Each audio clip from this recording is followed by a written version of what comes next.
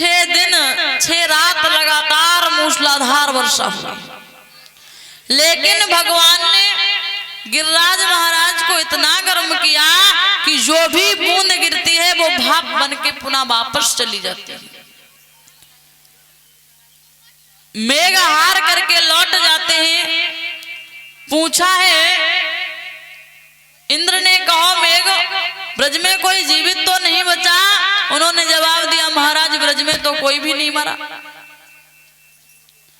क्यों? समझाते हुए कहा, एक छोटा सा बालक है जिसने अपनी उंगली पर गोवर्धन महाराज को धारण कर रखा है और वही सबकी रक्षा कर रहा है। समझ जाते हैं कि भगवान का अवतार हो गया। आते हैं इंद्र, प्रभु से क्षमा याचना मांगते हैं और उसके बाद वहां से वापस चले जाते हैं। इंद्र का अहंकार दूर हो जाता है।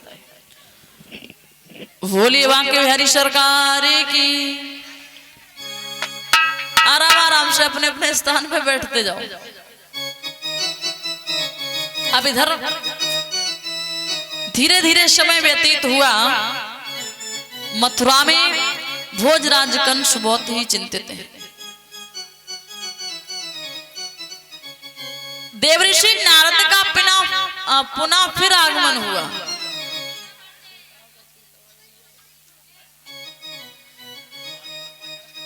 फिर आगमन हुआ है पुनः।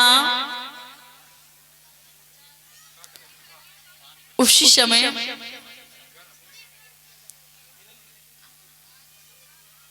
देवऋषि नारद को देखा है भोजराज कंस ने। आइए देवऋषि नारद, तो उन्होंने पूछा है क्या बात है कंस, बड़ी परेशान लग रहे हो। कंस ने जवाब दिया, महाराज जब श्री कृष्ण और बलराम आए हुए हैं, इन्होंने हमारा जीना हराम कर दिया, समझ नहीं आ रहा मैं क्या करूं। तो उन्होंने कहा आप ऐसा करो, एक खत लिखो। बोले महाराज पहले भी खत लिखा था, फिर से खत की बात कर रहे हो, बात ये नहीं है। बोले फिर? बोले आप अपने यहाँ धनुष यज्ञ का अनुष्ठान रखो और कृष्ण और बलराम को निमंत्रण दो, यहाँ बुला लेना, जब आ जाए तो दोनों को मार देना, जरूरत भी नहीं पड़ेगी ढूंढने की। ये बात सही है। बोले हाँ ये तो सही है।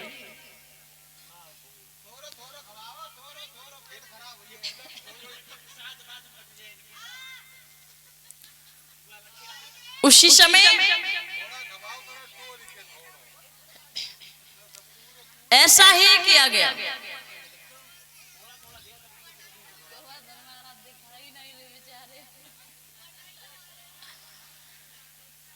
कंस ने अपने यहाँ धनुष यज्ञ का अनुष्ठान रखा और कृष्ण और बलराम को आमंत्रित किया है। बोले महाराज ये निमंत्रण किसके हाथ भेजे? बोले अक्रूर जी महाराज के हाथ। अब अक्रूर जी महाराज से एक बात कही है कि आप चले जाओ। इतना समझाने के बाद देवऋषि नारद तो चले जाते हैं। अक्रूर जी महाराज से जब कहा गया तो अक्रूर जी कहने लगे कहाँ जाना है? बोले वृंदावन जाना है। अक्रूर जी मना करने लगे हैं, एक बात कहने लगे मैं नहीं जाऊंगा। कंस ने जवाब दिया है जाना तो पड़ेगा, मेरी खातिर चले जाओ। और कंस समझा करके बोल रहा है कि मेरे कारण मेरे निमित्त तुम जल्दी वृंदावन जाओ।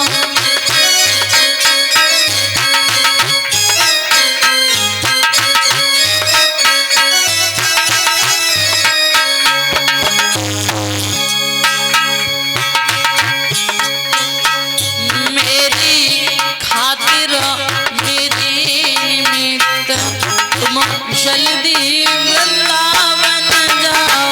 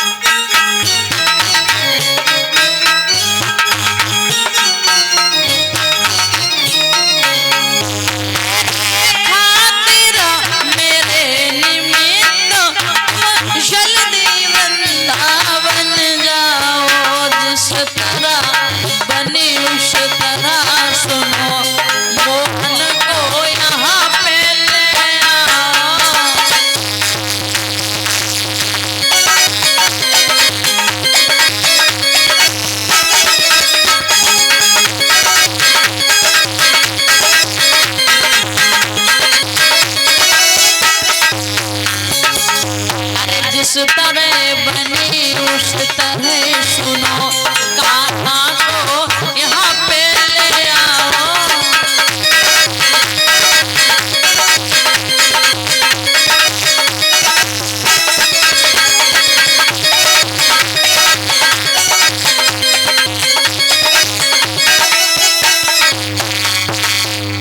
जवाब दिया है, बोले चले जाओ। कहाँ? समझा करके कहा वृंदावन।